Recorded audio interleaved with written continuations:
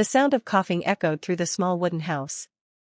It was deep, heavy, and slow, the kind that felt like it carried more than just sickness, it carried fear. Outside, the wind moved softly through the fields, and the smell of damp earth lingered in the air. In this quiet village, surrounded by rolling hills and mist, people had learned to live with things they couldn't name: fevers, infections, wounds that refused to heal. There were no hospitals. No pills. No antiseptics. Just time and hope. And yet, somehow, people survived. That's where our story begins, in a world before medicine, before the hum of machines and the comfort of sterile rooms. A time when the human body was a mystery, and every illness felt like a test of faith. But in this quiet struggle, there was something remarkable, a kind of courage that modern eyes might never fully understand. Stay with me, because by the end, you'll see how they didn't just survive, they found meaning in the pain. It was the year 1347, a small village near the edge of what is now France. The fields were gold from the harvest, and the sound of church bells carried across the valley. People worked with tired hands and simple tools, their days measured not by clocks but by the sun. In one cottage, near the bend of a stream, lived a woman named Elara. Elara was known as the herb woman. She was not a doctor, that word did not belong to her kind, but people came to her when pain visited their homes. She had shelves lined with dried leaves, jars of strange roots, and bundles of flowers hanging from the ceiling. Each one carried a story, a lesson passed down from her mother, and her mother before her. That morning, a boy came running from the village square. "Please, Elara. It's my father, he fell from the cart, his leg won't stop bleeding." Without a moment's hesitation, Elara gathered her bundle of herbs and cloth. She had no bandages like we do today, no disinfectant, no morphine to ease the pain. What she had was instinct, knowledge, and faith in the earth's healing. When she reached the man, he was pale, breathing fast, his leg torn by a wooden splinter. The villagers watched helplessly. Elara tore strips of linen and pressed them firmly on the wound. "Boil water," she said calmly. "And bring yarrow, the white flower, quickly." The boy's mother ran, tears streaking down her face. Elara crushed the yarrow leaves between her fingers, mixing them with honey, one of the oldest natural antiseptics. She packed the mixture into the wound, whispering quiet words that sounded almost like prayers. Time passed slowly. The man groaned in pain, but the bleeding eased. Elara stayed through the night, keeping the fire burning, changing the cloths every few hours. Outside, the moon rose and fell, and the stars looked down silently on their fragile world. By morning, the man's fever had not yet come. His breathing softened. And in that fragile stillness, hope returned. But life without medicine was never peaceful for long. That same year, whispers began to move across the land, stories of a strange sickness spreading through distant towns. A plague, they called it. No one knew what it was or how it traveled. Some said it came with the wind, others with rats, others believed it was a punishment from God. Elara began to notice things: a man who coughed until his lips turned blue, a woman with swellings under her arms, children whose fevers burned them from within. Fear became a shadow that followed every footstep. People began avoiding each other. Doors stayed shut. The small church bell, once a sound of gathering, now tolled for the dead. One evening, Elara found herself kneeling by a young girl named Mira, who lay trembling under rough blankets. Her skin was hot to the touch, her breath shallow. Elara wiped her forehead with a damp cloth, whispering, "Stay with me, child. The night is not forever." But deep down, she knew there was little she could do. She brewed teas of willow bark to ease pain, burned rosemary to cleanse the air, and prayed. Still, the sickness came like waves. And yet, even amid so much loss, something beautiful happened. People began helping one another again. Those who survived brought food to the weak. The old told stories to the children to keep their minds from fear. Even as death walked among them, life refused to bow completely.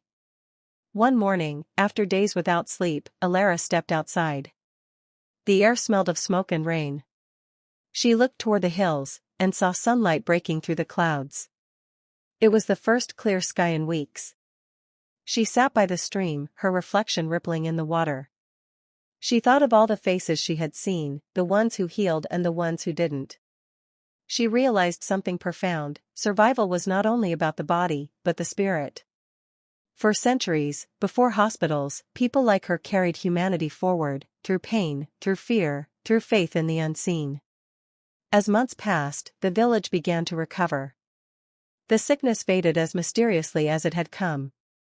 The air grew warm again, and children played by the stream once more. Elara grew older, her hands wrinkled but steady. One evening, as the sun dipped below the horizon, a traveler arrived, a scholar from a distant city. He brought with him news of strange new ideas, that illnesses might come not from curses, but from tiny things invisible to the eye. Elara listened quietly, curiosity flickering in her tired eyes. The scholar spoke of experiments, of doctors in faraway lands seeking cures not from prayers, but from science. And for the first time, she allowed herself to imagine a world where pain could be understood, not feared. But even then, she smiled softly and said, "May they never forget the kindness that came before the cure." That night, the stars returned, bright, endless, and ancient. And under their silent glow, the story of survival continued. Carried not by medicine, but by the unbroken will of humanity. The seasons changed again. The years passed, quiet and steady, as they always had. Elara's cottage, once filled with the sounds of visitors and prayers, now stood still beneath the whispering trees. Time had taken her hands from work, her voice from calling across the fields. Yet, her spirit remained, in the herbs she had hung to dry, in the knowledge she had whispered to apprentices, and in the lives that had continued because of her care. But beyond her small village, the world was beginning to awaken. It was the dawn of a new century, the age of curiosity. Across Europe, scholars were asking questions that once would have been considered dangerous. What if sickness was not a curse? What if the body could be studied, understood, and healed by reason rather than prayer? In a small university town far from Elara's village, a young man named Tomas sat by candlelight, reading a weathered Latin text. The pages smelled of smoke and time. On them were drawings, of veins, bones, hearts. Some were wrong, some were guesses, but they were all attempts to understand what had once been a mystery. Tomas had grown up in a world still haunted by stories of the plague. His mother had told him of healers like Elara, of herbs that saved lives when nothing else could. But Tomas wanted to see deeper, into the body itself, into the invisible world that caused so much suffering. Outside, the rain tapped softly on the window. Inside, he whispered to himself, "If we can learn how the stars move, why not how we breathe?" That simple question would change everything. In the centuries before modern medicine, healing had always been a balance between faith and instinct. People trusted what they could touch, the bark of a willow tree, the warmth of sunlight, the comfort of hands. But with Tomas's generation came something new, curiosity without fear. He began to dissect animals, sketching what he saw by candlelight. Others joined him, quiet scholars, monks, and wandering doctors who carried their notebooks like sacred texts. They were not always right, and sometimes their mistakes cost lives, but their hunger for understanding was unstoppable. They built small, dimly lit rooms called apothecaries, where shelves were lined with jars of powders, dried leaves, and strange concoctions. The smell was sharp and earthy. People came seeking cures, and though many mixtures were superstition, some, like quinine from tree bark, truly eased fever.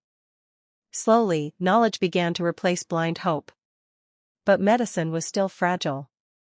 In the cities, wounds from war festered without treatment. Mothers still died in childbirth. Fever swept through villages in the summer heat. And every time a healer saved a life, it felt like a small miracle. Tomas, now older, began to teach others.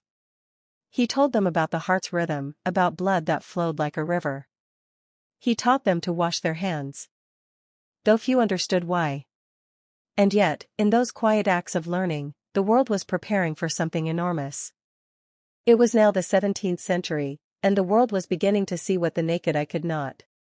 One evening, in a small workshop in the Netherlands, a man named Antony van Leeuwenhoek peered through a handmade lens. What he saw would forever change how humanity understood life and death. Tiny shapes, invisible to everyone else, moved in a drop of water. He called them animalcules. We know them now as bacteria. It was the beginning of a revelation. For the first time, people began to believe that disease might not come from curses, or sin, or bad air, but from microscopic life. The invisible had become visible. And though it would take centuries for this truth to fully reach every home and village, it was the first real step toward the medicine we know today. Back in Thomas's homeland, a young girl named Mira, now a grown woman, walked along the same stream where Elara had once gathered herbs. The world had changed since her childhood. There were hospitals now, small, simple ones, but filled with people who wore aprons, used clean cloth, and wrote down their observations. Mira became one of them, a healer who mixed the old and the new. She still carried Elara's herbal book in her satchel, the pages brown and soft with age. But she also listened to the traveling doctors who spoke of germs and infection, of boiling tools before touching a wound. In her heart, she believed both could exist together, the science of reason, and the compassion of the old ways. One day, a traveler arrived at her small clinic, a soldier, wounded from a skirmish at the border. His arm was badly cut, and the smell of infection lingered. Mira washed her hands carefully, just as she had been taught, boiled water, and cleaned the wound. The man watched her with disbelief. "You do all this, before touching me?" he asked. She smiled. "Yes. The smallest things can save a life." Days later, when the fever subsided and the soldier stood once again, Mira felt the same quiet satisfaction Elara must have felt centuries before, that fragile balance between care and hope, between the known and the mysterious. As the industrial age approached, the world became louder, faster. Steam engines roared, factories spread smoke across the sky, and cities grew crowded. With progress came new diseases, cholera, tuberculosis, influenza, carried by the very growth that promised a better life. But now, humanity was ready. Doctors learned to boil instruments, to use anesthesia, to record symptoms, to study anatomy with precision. In the 19th century, the discoveries of Louis Pasteur and Robert Koch finally gave names and faces to invisible enemies. Vaccines began to save children who once would have never seen adulthood. And yet, even in this new age of science, the old wisdom still lingered, in the smell of chamomile tea for fever, in the warmth of a mother's hand on a child's forehead, in the small rituals of care that had never changed. Mira, now old and gray, sat by the window of her small home, a stethoscope resting beside Elara's herb book. She would often open its fragile pages and run her fingers across the faded ink. "We've come far," she whispered. But kindness, that was always the true medicine. The centuries continued to turn. Hospitals became clean, bright, filled with machines and monitors. Pills replaced herbs, vaccines replaced prayers. The human lifespan grew longer than anyone could have imagined in Elara's time. But still, when someone falls ill, the first thing we reach for isn't always a pill, it's comfort, warmth, a hand to hold. In that, we are not so different from those who lived before modern medicine. Every cure we have now, every hospital, every vaccine, every sterile tool, is built upon their courage. The mothers who stayed by fevered children. The healers who tried and failed and tried again. The quiet faith that even without answers, life must go on. And so, as you listen to this story tonight, remember this. Before medicine became modern, it was human. It was made of mistakes and miracles, of herbs and hope. It lived in the hearts of those who refused to give up, even when all they had was time and trust. And in that, perhaps, we find the real heart of healing, not in what we create, but in how we care. Because even before the first doctor ever wore a white coat, humanity had already discovered its greatest cure, compassion.